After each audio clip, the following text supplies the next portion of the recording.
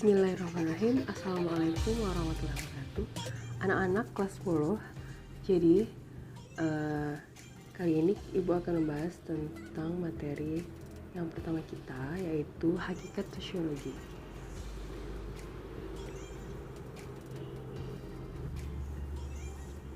Nah, sosiologi itu berasal dari bahasa Latin, yaitu socius, yang artinya teman atau kawan, logos, ilmu pengetahuan. Sosiologi adalah ilmu yang mengkaji interaksi manusia dengan manusia lain dalam kelompok beserta produk yang dihasilkan dari interaksi tersebut yang berupa nilai, norma, dan kebiasaan yang dianut oleh kelompok atau masyarakat terkait.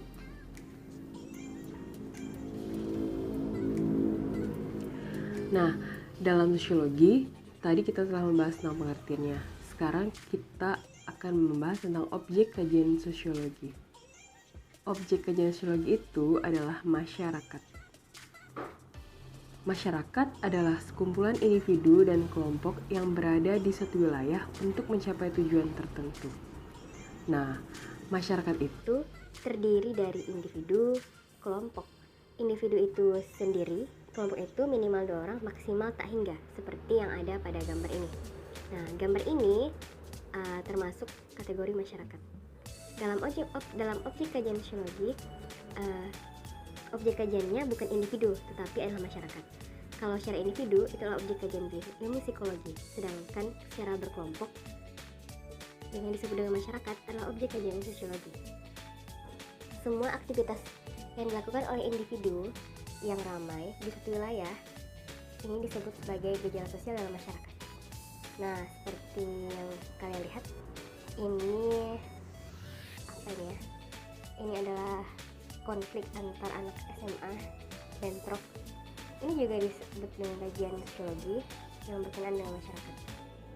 Nah, kemacetan yang terjadi merupakan objek kajian sosiologi yang juga dilakukan oleh masyarakat. Ketika kamu di pasar, ini juga tentang gejala sosial yang dilakukan oleh masyarakat. Nah, ada yang disebut sebagai sosiologi pendidikan, sosiologi kesehatan, sosiologi hukum, sosiologi politik, dan macam-macam. Nah, semua yang ada dalam masyarakat merupakan objek kajian sosiologi. Seperti kalian lihat, masyarakat itu kan terdiri dari berbagai macam umur, berbagai macam rentang umur. Nah, dari mereka yang terkecil, yang telah remaja, dewasa maupun lansia, mereka adalah bagian dari masyarakat. Dari berbagai macam pekerjaan apapun, dalam bidang apapun, mereka masuk kategori masyarakat. Nah, perlu ditekankan, dalam sosiologi itu membahas seluruh yang ada di masyarakat. Jadi, kita akan membahas tentang hal yang positif dan negatif yang ada di masyarakat. Dan kita akan membahas tentang perbedaan-perbedaan yang ada di masyarakat, baik agama, etnis, tingkatan-tingkatan sosial, permasalahan sosial, konflik sosial, dan perubahan-perubahan yang dialami oleh masyarakat dari dulu, sekarang, dan yang akan datang.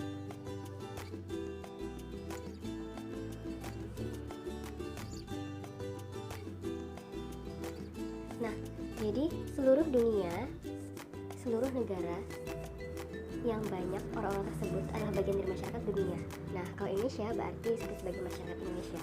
Nah, kalau kamu sekolah di Usuluddin, berarti kamu adalah masyarakat Usuluddin. Siapa saja masyarakat Usuluddin? Ya, terdiri dari kepala sekolah, santri, penjaga sekolah, ibu kantin, guru, dan sebagainya. Nah, kajian sosiologi itu berhubungan dengan hubungan timbal balik antara individu dan individu lain. Jadi kita mengkaji tentang hubungan kita, interaksi kita, komunikasi kita, dan hasil dari interaksi tersebut dengan berakhir tindakan dari individu yang satu dengan individu yang lain. Yang kedua, antara individu dan kelompok. Yang ketiga, antara hubungan kelompok yang satu dan kelompok yang lain. Nah, sifat-sifat dari kelompok-kelompok sosial yang bermacam-macam coraknya tersebutlah yang menjadi objek kajian sosiologi. Kita ulangi ya. Jadi yang pertama, terdiri dari individu dengan individu lain, individu dengan kelompok, kelompok yang satu dengan kelompok yang lain, dan kelompok-kelompok yang banyak beragam bersatu menjadi masyarakat lah yang akan kita bahas dalam kajian sosiologi.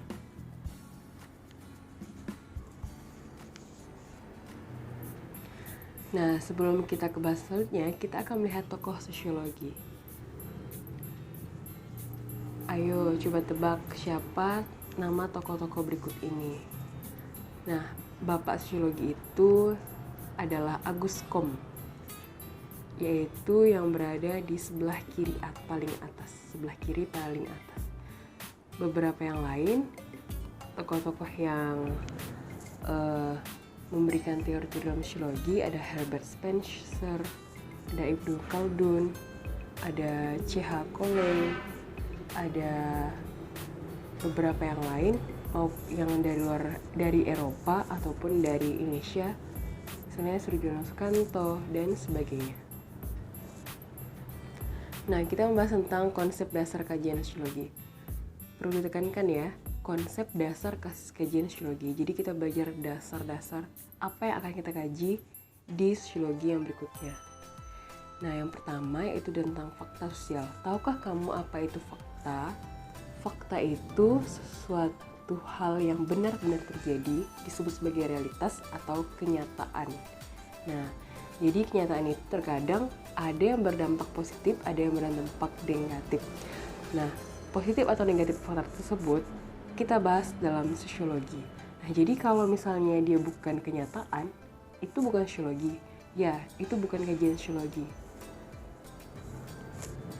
Yang kedua, tentang interaksi sosial. Interaksi sosial itu pernah kamu pelajari di waktu SMP atau MTS. Interaksi itu intinya komunikasi, hubungan antara orang perorangan.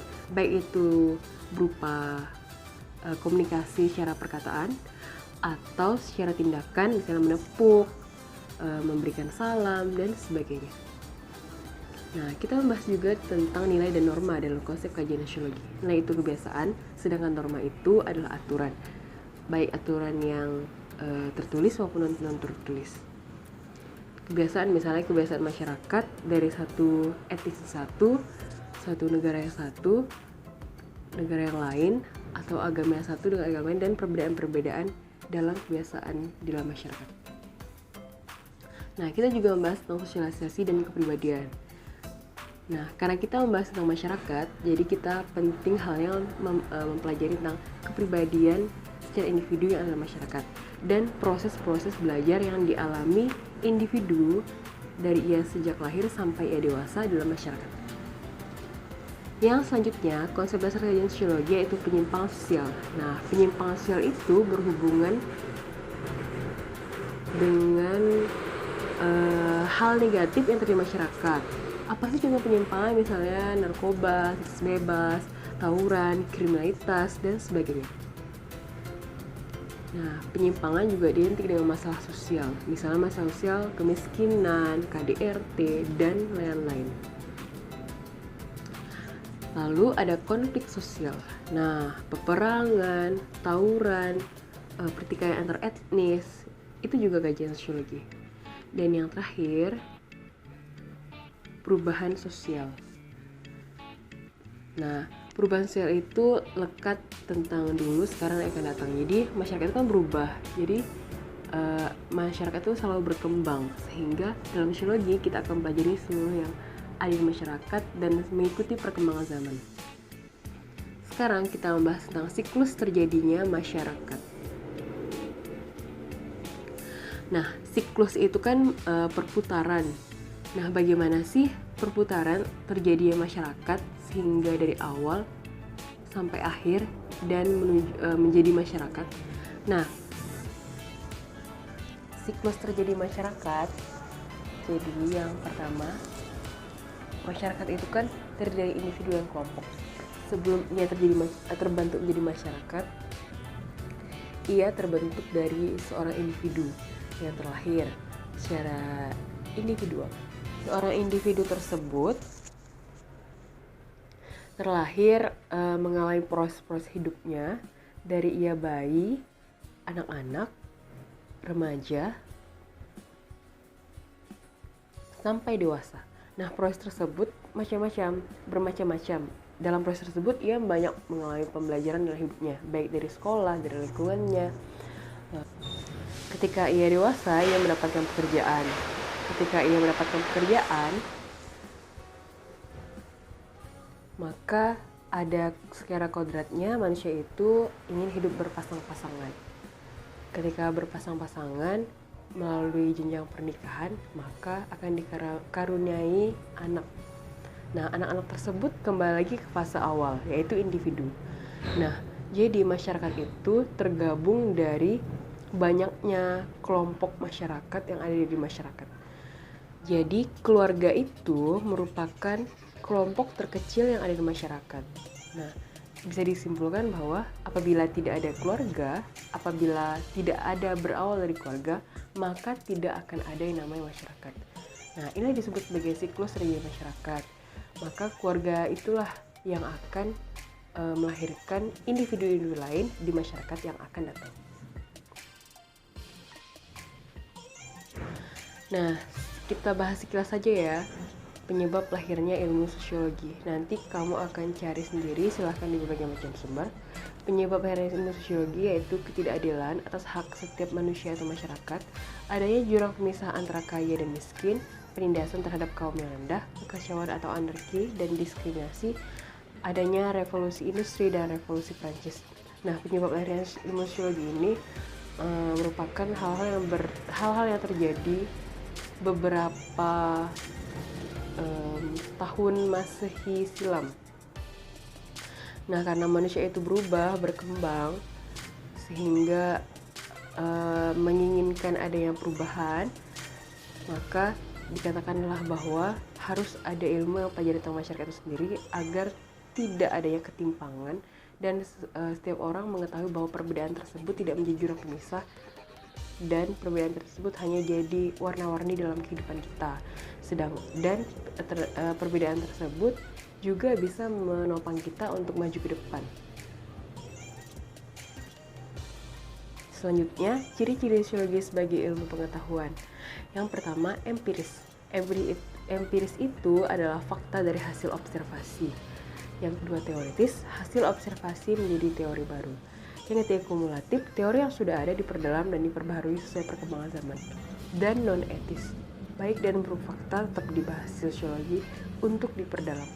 Silakan kamu baca kembali di buku. Nah, antara dari empiris sampai ke non-etis ini berhubungan. Dan ini merupakan ciri sosiologi sebagai ilmu pengetahuan. Fungsi dan peran sosiologi. Yang pertama adalah perencanaan sosial. Nah, dalam membuat tata kota, dalam menentukan kebijakan-kebijakan pemerintah, biasanya sosiolog atau ilmu sosiologi ini sangat diperlukan dalam perencanaan sosial. Misalnya sistem KB. Sebelum pemerintah membuat kebijakan sistem KB, jadi para sosiolog atau beberapa peneliti yang di bidang sosial melakukan penelitian.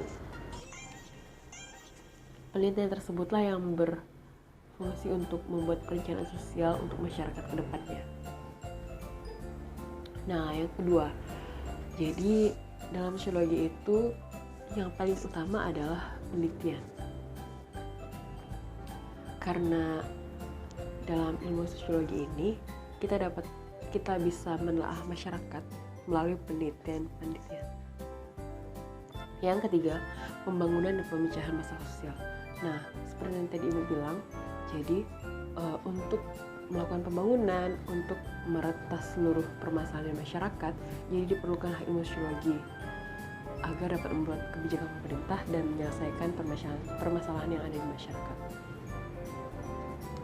Jadi, kesimpulannya, sosiologi adalah ilmu pengetahuan yang mempelajari tentang masyarakat. Semua yang terjadi di masyarakat, baik itu positif atau negatif, ada dalam pembahasan sosiologi yang berfokus pada kehidupan umum masyarakat dan mengkhususkan pada perilaku masyarakat yang timbul akibat interaksi dan perubahan-perubahannya sesuai dengan perkembangan zaman. Nah, jadi kita membahas tentang seluruh ilmu masyarakat, baik itu positif atau negatif. Lalu tadi yang pertama ya, yang kedua, dalam sosiologi itu mengangkat tentang fakta yang sifatnya mengarah pada perubahan-perubahan sesuai dengan perkembangan zaman masyarakat tersendiri. Baik, sekian penjelasan dari bab 1 tentang materi hakikat sosiologi. Terima kasih, silahkan kerjakan tugasnya. Wassalamualaikum warahmatullahi wabarakatuh.